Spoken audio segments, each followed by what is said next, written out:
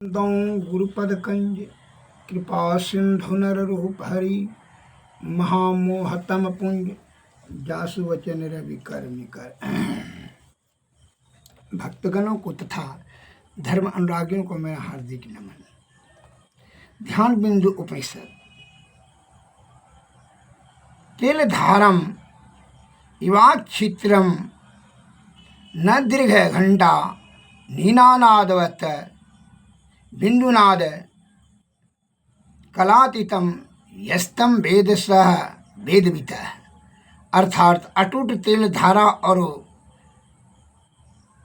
घंटे के दीर्घ नादवत बिंदुनाद तथा कला के परे जो जानता है वह वेदज्ञ है।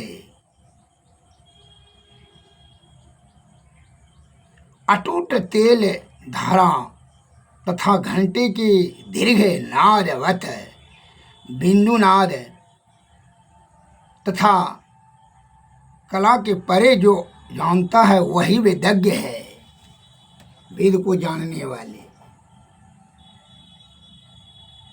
यह तभी संभव है जो कि विषय पर जो विजय प्राप्त कर ले, जिसका चित्त शांत होकर करके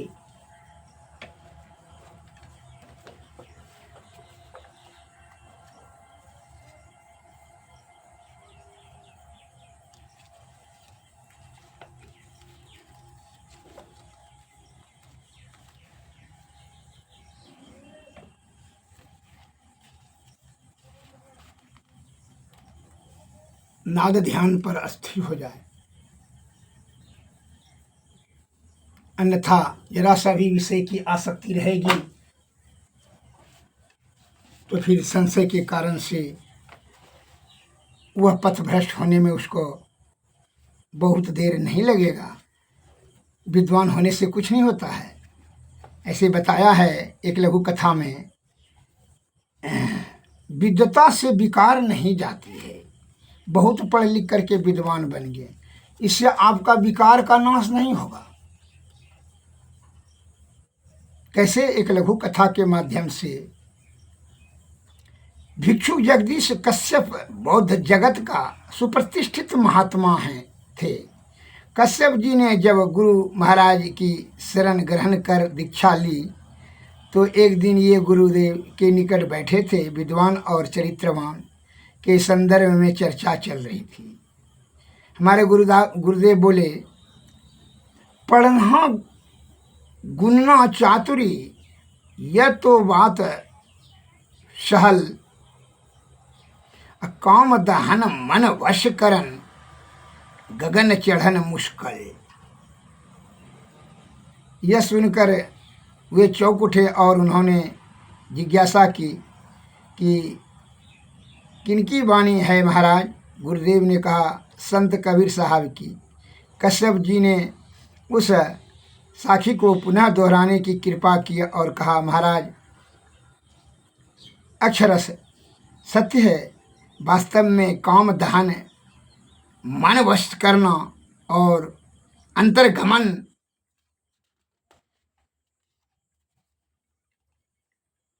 आरोहण आसान काम नहीं है। यह कथा बहुत पुरानी है। श्री वेद व्यास जी श्रीमद् भागवत गीता लिखते थे और उनके शिष्य जैमिनी जी उसको देखते जाते थे। वे बड़े विद्वान थे। मीमांसा के आचार्य थे। श्रीमद् भागवत गीता में वेद व्यास जी ने लिखा था, बलवान इंद्रिय ग्रामो विद्वान सम अपि कृषति। अर्थात इंद्रियां इतनी बलवती होती है कि वह विद्वानों को भी आकर्षित कर लेती है। यह पढ़कर जैमिनी जी ने कहा, गुरुदेव यह पंक्ति ठीक नहीं जचती है, इसको ठीक से पुनः देख लिया जाए। यहाँ तो ऐसा होना चाहिए कि बलवान इंद्रियो ग्रामो विद्वान सन्नापि कृषति।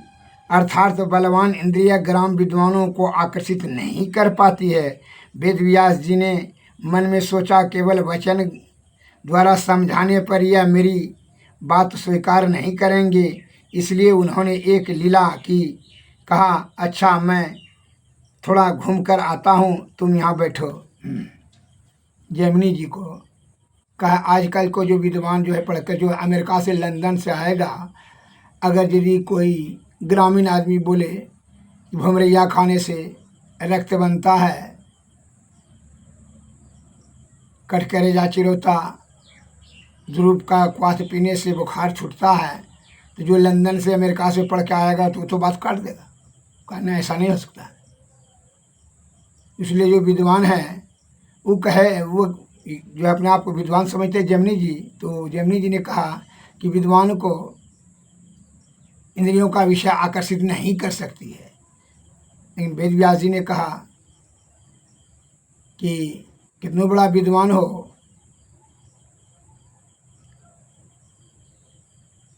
तो वह इंद्रियों के विषयों के अधीन होकर के वह विषय से आकर्षित हो जाता है। अतः विषय से दूर रहना चाहिए और सदैव निरंतर सुषुम्ना में ध्यान करते हुए अनाहदनाद की तरफ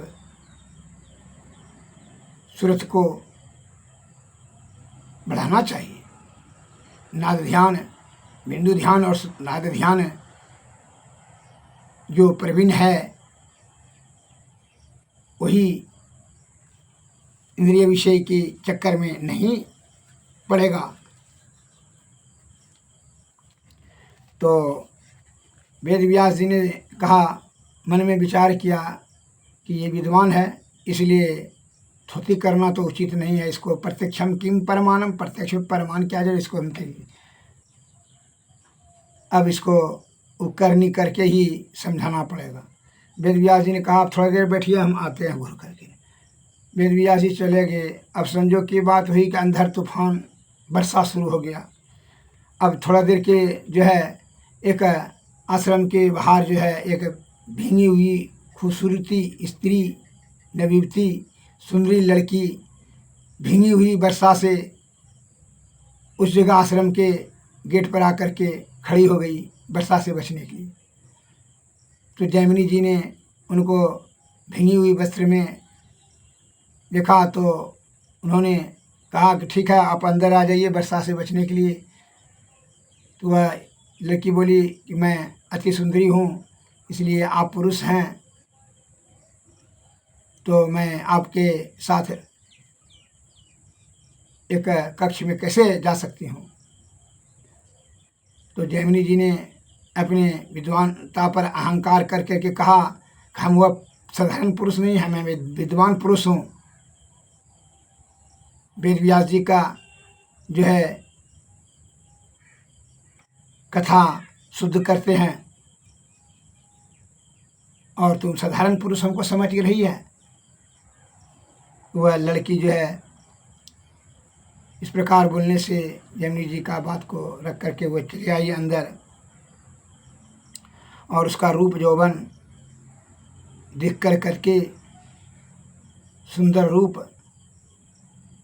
देख करके वह आकर्षित हो गया। कहे, इंद्रियां का विषय बड़ा बलवती होती है, देखकर इंद्रियां बलवती हो उठी।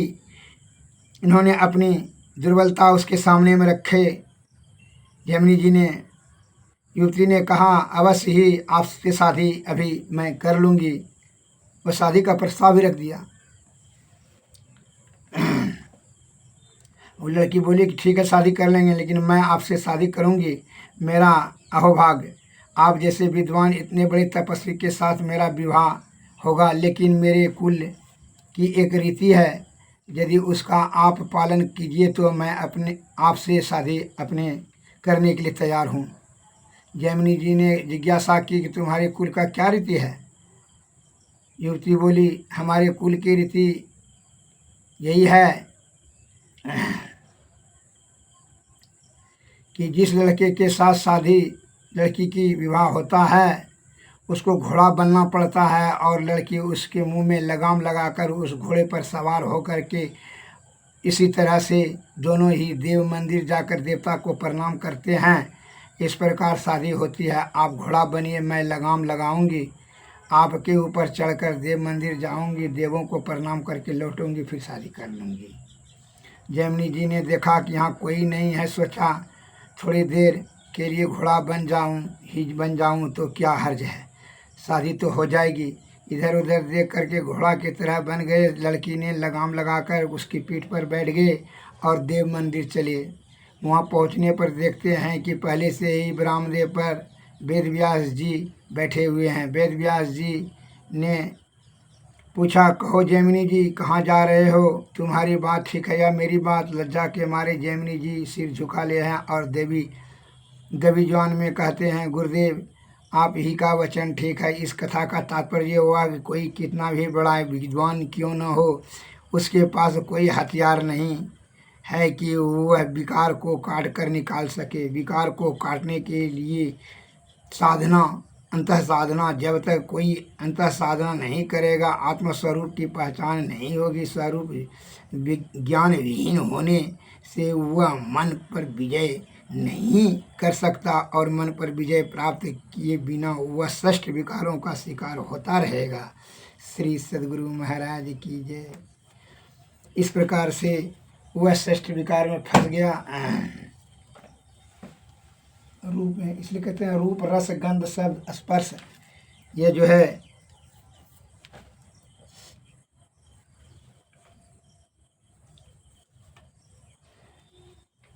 बड़ा विषय बड़ा बलवती होता है। विषय का त्याग, अध्यात्म का ज्ञान, गुरु की सेवा, साधु की संगति बिना किए आप यह विषय त्याग अत्यंत दुर्लभ है बिना गुरु का। इसलिए सद्गुरु के शरण में जाकर के ही सहज अवस्था और ब्रह्म तत्व दर्शन तो अत्यंत दुर्लभ है बिना सद्गुरु की कृपा से। अतः सद्गुरु की कृपा प्राप्त करने के लिए निष्कपट और निश्चल अहंकार विहीन होकर के गुरु का पूर्ण सेवा और श्रद्धा भाव से पूजा करें, तब उनकी कृपा से जुक्ति जानेंगे, जुक्ति से भक्ति, भक्ति से मुक्ति। इसलिए संत वाणी में आया है, विषय वासना छूटत न मन से, नाहक नर बैराग करे, जल बिच मीन बझे बंसी में, जीव के कारण प्राण हरे, सो रस न बस किस कियो न जोगी, नाहक इंद्रिय साधि मरे, वन में रहत मृगा निशिवसर, ना काहू के दोष करे, सो मुरली धुनि सुनने कारण, व्याधावान से प्राण हरे, नयन के कारण जरई पतिंगा, पारस पाई गजराज हरे, ना संकारन भर मर ना सुभो, पांचो रस ले पांचो मरे, किन कोट तीर्थ तप पूजा, मुनि हो के ध्यान धरे, लक्ष्मी पतिला ला लगी सब झूठे, जा लगी मन नहीं हाथ करे, विषय वासना छूटत न पह मन से, नाहक बैराग करे। विषय वासना, विषय बड़ा बलवती होता है। सतत ध्यान करने से, नाद ध्यान करने से यह विषय वासना धीरे धीरे क्षीण होते चला जाएगा और तब आप का जो है मन अनहत में जाकर के लय को प्राप्त कर लेगा।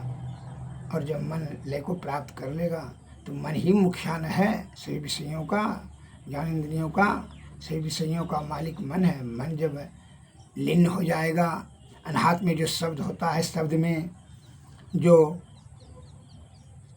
ध्वनि होती है और ध्वनि से जो ज्योति निकलती है, वही ज्योति में मन को लीन करना पड़ता है। जब मन लीन हो जाएगा तब फिर विषय आप विजय प्राप्त कर लेंगे, और जब विषय विजय प्राप्त करें तो सार शब्द मिलेगा, और सार शब्द से निःशब्द में तब ब्रह्म की प्राप्ति हो जाएगा। इसलिए मन जब तक आपके नियंत्रण में नहीं है तो विषय समझ लिए, इंद्रिय विषय को आप विजय प्राप्त नहीं कर सकेंगे। इसलिए विषय बड़ा बलवती था, एक विषय से दूर रहना चाहिए। विद्वान और मूर्ख से मतलब नहीं है। विषय आप विद्वान हो या मूर्ख हो, सबको वो प्रभाव में ले लेती है। उसको जीतने के लिए सद्गुरु की कृपा की आवश्यकता है और सतत ध्यान निरंतर करने से ही तीनों पर्दों के पार अनाहत शब्द में जाकर के इसको लीन करने के बाद ही आप विषय बने। इसलिए कहता है इंद्रियातीत होकर के अंतः साधना से, अंतर्मुखी होकर अंतः साधना से ही आप ब्रह्म की प्राप्ति कर सकते हैं। श्री सद्गुरु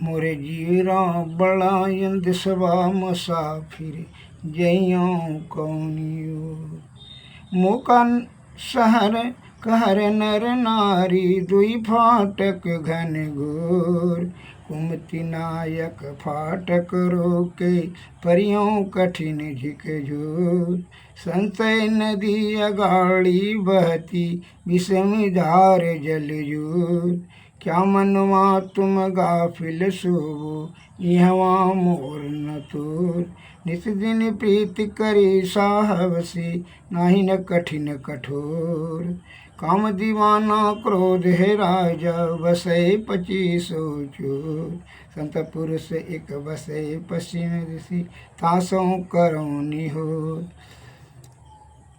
आवे दर्द राह तो ही जावे लवे तब कन्हैया निजोर उल्टी पाँच लो पैरो पकड़ो पसरा मना बटोर कहे कबीर सुनो भाई साधु तब पैयो निज ठोर मोर जीरा बड़ा यंद सभा मुसाफिर जहियों श्री सद्गुरु महाराज। बिना सद्गुरु की कृपा से विषय पर विजय प्राप्त करना अत्यंत दुर्लभ है, सहज अवस्था भी दुर्लभ है और ब्रह्म तत्व ही दुर्लभ है। अतः सद्गुरु के शरण में जाएं। श्री सद्गुरु महाराज की जय। श्री सद्गुरु महाराज। सद्गुरु नमस्कार, जय हिंद।